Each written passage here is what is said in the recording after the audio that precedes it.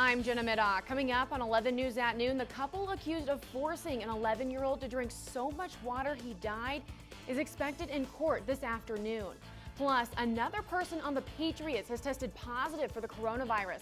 How that could impact this weekend's Broncos game. And let's take a live look outside. We are feeling much cooler out there today, but changes are on the way. Meteorologist Christina San Juan tells us what we can expect for the weekend. Join us at noon. This is KKTV 11 News at noon.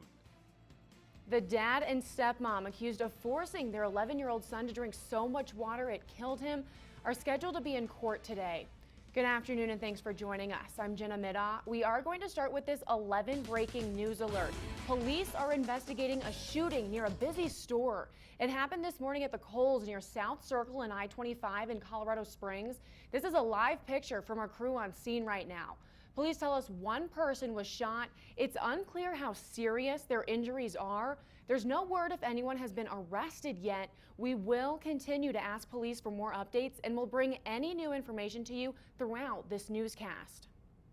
Right now, Colorado Springs police are asking people to keep their eye out for a missing woman. Officers say 80-year-old June Ann Cole walked away from her care facility near Academy in Austin Bluffs. She has gray hair, green eyes, and was last seen wearing a blue shirt, jeans, purple socks, and no shoes. Police say Cole has dementia and is mostly nonverbal. She'll only answer by nodding or shaking her head. We asked for a picture, but police did not provide one. This afternoon, a local father and stepmother are scheduled to be in court for the death of an 11-year-old boy. Ryan and Tara Sabin were arrested earlier this summer. Ryan reportedly forced his 11-year-old son Zach to drink so much water he died. He's facing murder charges. The boy's stepmother, Tara, was also initially charged with murder. Her charges were then downgraded to child abuse, resulting in death. The pair is set to be in court at 1:30 this afternoon. This is developing. The NFL says the New England Patriots canceled practice today after another person on the team tested positive for COVID-19. The Patriots are scheduled to take on the Broncos this Sunday. That game has already been delayed twice because of COVID concerns with the Patriots. It's not clear yet whether this will affect Sunday's game. Time now for your No Wait weather with meteorologist Christina San Juan. And Christina, it's another chilly day out there, really starting to feel like fall. Continuing our coverage of what is now the largest fire in Colorado history. The Cameron Peak fire is now over 169,000 acres. Currently, crews have 56% containment. It's been burning since mid-August. A Colorado man who was in California earlier this week helping fight fires there is holding out hope because his house is in the path of the Cameron Peak fire. I know the people that are working on this fire are some of the best in the business. As of last night, evacuation orders prohibited him from checking on his home. Right now, a crew from the Pueblo Fire Department is at the Cameron Peak fire to help get control of it. The department says it got an urgent request for resources and crews were able to respond in a matter of hours. While that team helps fight the fire in northern Colorado, firefighters say it's up to all of us to make sure a big fire doesn't spark here. Fire season seems to go almost year-round. The two Pueblo firefighters will stay at the Cameron Peak fire for the next 2 weeks. Happening now, 4 local firefighters are in quarantine after testing positive for COVID-19. The Colorado Springs Fire Department says the first case was reported Monday. This is happening at Fire Station 12 near Rockrimmon and Delmonico Drive. CSFD tells us when firefighters go to calls in the community, crews are required to wear full protective gear, including gloves and goggles. They say stations are deep cleaned at least once a month. Station 12 insists that the firefighters' absence will not impact operations.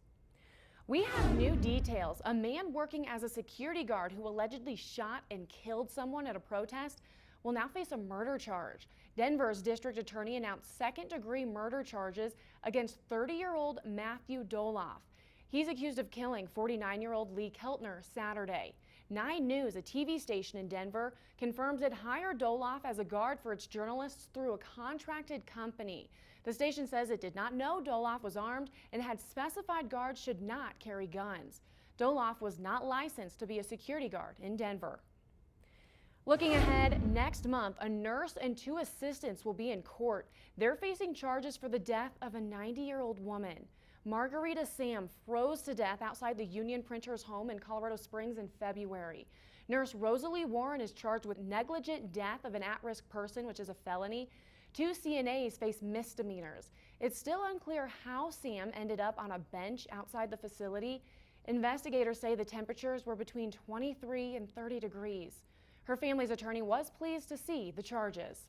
Authorities are now taking this seriously. The Colorado Attorney General is prosecuting this case. Right now, Colorado Springs investigators are searching for the suspects behind 3 separate bank robberies. All 3 happened within just 2 hours yesterday. 2 Ent credit unions and a Chase bank were robbed between about 1:45 and 3:30 yesterday afternoon. Police do not believe the crimes are connected because officers say the suspect descriptions do not match. Anyone with information about the 3 robberies is asked to call Crime Stoppers. That number is 634-STOP. Election Day is just 2.5 weeks away. Coming up on 11 News at noon, what President Trump and Democratic nominee Joe Biden are doing today following last night's town hall events. Plus, more than 300,000 Coloradans have already turned in their ballots. What you need to know if you haven't filled yours out yet. President Trump and Democratic nominee Joe Biden held dueling town hall events last night instead of the second presidential debate. That debate was canceled after President Trump's coronavirus diagnosis. The pandemic continues to be the key issue driving the presidential campaign. Deborah Alfarone has more details from the White House. President Trump will focus on senior citizens. The president will campaign in Georgia this evening on his way back to the White House. It's a state he won easily in 2016, but where he now holds a 1-point lead in the latest CBS News Battleground Tracker polling. Looking ahead now, Election Day is just 2.5 weeks away. Already, the state reports more than 300,000 Coloradans have turned in their ballots. For those of you who haven't yet, make sure to sign the back of your ballot envelope before dropping it off. The El Paso County Clerk and Recorder also suggests using a black or blue pen to fill out your ballot, not Sharpie or other type of marker. Machine's able to detect black or blue. You do need to drop your ballot off at a drop box by 7 on election night, and if you're mailing your ballot in, make sure to do so by October 26th. Let's check in with Christina now. Looking ahead now, Colorado renters will not have to pay late fees through the end of the year. Governor Jared Polis announced an executive order banning late fees for Colorado renters through December 31st. His office also vowed that a statewide eviction moratorium will come in a separate order. This is developing. Musical instrument sales are soaring across the country, in some cases by more than 300% as people use their time at home to try something new. One woman who says she hadn't played an instrument since 2nd grade recently started taking virtual ukulele lessons. She says it's a welcome distraction in a world of uncertainty. You're not thinking about anything else. Music stores say they're also seeing more women and younger customers than before the pandemic started. 8 states broke their single-day record for new coronavirus cases yesterday. Coming up on 11 News at noon, what health officials around the country want everyone to remember. The U.S. reported more than 63,000 new COVID cases yesterday, the largest number since mid-August. Mola Lengi reports. A fall surge of coronavirus cases has arrived. Looking ahead now, Pfizer says its experimental COVID-19 vaccine could be available by the end of the year.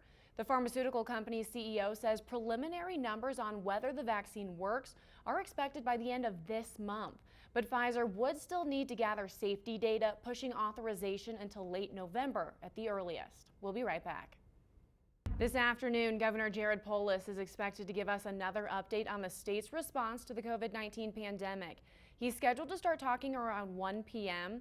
The governor will be joined by several members of the state health department to discuss Colorado's plan to distribute the COVID-19 vaccine once it's ready. You can watch live on our 11 News Facebook page, and we'll also have an update on what he talked about coming up later on 11 News at 4. A Department of Defense study suggests there is a low risk of getting the coronavirus on planes if passengers wear masks. Using mannequins, the study found that onboard filtration and ventilation systems eliminated almost all airborne particles from an infected person wearing a mask. But researchers say the study did not include human behaviors like moving on board and interacting with others. This weekend, some lanes will be closed on I-25 north through Colorado Springs, and CDOT says drivers should expect lengthy delays. The lane closures are scheduled for Sunday from 5 a.m. to 3 p.m. Crews will be working on the bridge over Colorado Avenue, so the closure will extend from the Cimarron Street exit to the Bijou exit on I-25 north. The speed limit will drop to 55 during that time. CDOT says the material being used to fix the bridge is temperature sensitive, so that's why crews have to do this work during the day. A local woman is honoring her mother's legacy of kindness and selflessness by giving wigs to women in need. Kelly Mannix's mother passed away last month from breast cancer after a brave 5-year battle. Mannix had ordered 2 wigs to surprise her, but they arrived after her mother's death. She thought about returning the wigs or selling them, but knew someone might need this gift. What made me want to give back? Mannix posted about the wigs online and received an outpouring of support. She's already given away 1 to someone in need. I just love sharing stories like that. Well, thanks so much for watching. Remember, KKTV is your breaking news and weather leader. We'll see you back here for 11 News at 4.